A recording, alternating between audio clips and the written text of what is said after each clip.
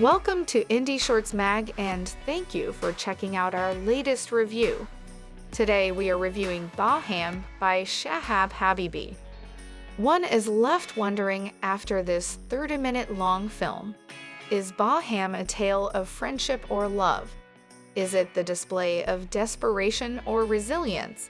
Are the suspicion and subsequent trust earned unique to refugees?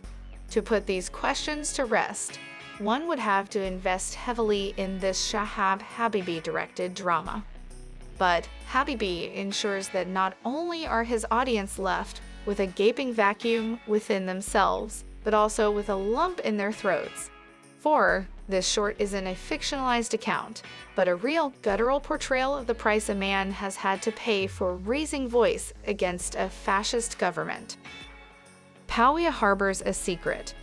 Unbeknownst to the world, he has come to seeking refugee. He is a married man. Frightened beyond his wits at the consequence of the regime knowing of his alliance, he fears for the life of his partner Nikta. Pouya has been more than vocal about his political stand. Through his channel, he has regularly updated videos and commentaries that leave no doubt to his political inkling. For those of us living in a world that we can safely call democratic, this might seem unimaginable. For those enduring it, this might seem like a painful reminder of why they have had to choose to leave. Or worse still, never have the chance to leave.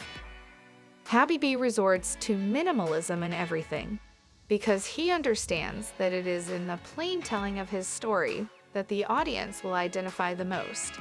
There are no dramatic cuts or background score accompanying. No flashbacks to the homeland now deserted, or melodramatic jingoism that expunges any doubt of loyalties. Instead, what we get is a matter-of-fact, sharp retelling of one man's constant dilemma with his own choices. Pouya is suspicious, anxious, and all-consuming. His paranoia is as close as is the hand of the agents of the fascist government that spare no traitors, such as his dread that even a harmless university student photographing him causes him to spiral. In all of this, we have Irfan, his loyal friend, and Nikta, whose calming presence, even if from distance, balances the angst. Else, in this universe of Pouyas, we can only expect doom. Composer Pouya, whose score adds buoyancy to the screenplay, offers a melancholy that is unmistakable. It is in these notes that we ponder the silence that Nikta and Pouya exchange of their shared fate. Maurice, who has written Baham, meaning together, offers enough room in this ensemble cast film for each of his actors to flex their acting skills. But not just that. The writing doesn't spare the chance to showcase the flaws in the characters. By halfway through, we realize that regardless of the helplessness of their situation, these are humans prone to making snap judgments and mistakes. But Habibi ensures to extract performances in the right measure, leaving only room for empathetic viewing of his characters. Roxana Safarabadi, who plays Nargis, whose character becomes the catalyst for Pouya's emphatic outbursts, adds such nuanced layers to her performance that from her restraint to compassionate approach, she remains our source of an enigma in this otherwise dramatic short. Add to that Kirik's heartfelt portrayal of a loyal friend, what we get is an engaging film of human bonds and bondages. Director of photography Leon Daniel, who lets his lens capture the angst and frustration of an Iranian refugee opts for a simple framework. This choice helps the audience remain glued to the story rather than its cinematic technicalities, a befitting choice for a film of this kind. Add to that, Tippel, whose neat editing helps maintain the pace of the film, only makes for an even more consuming viewing experience.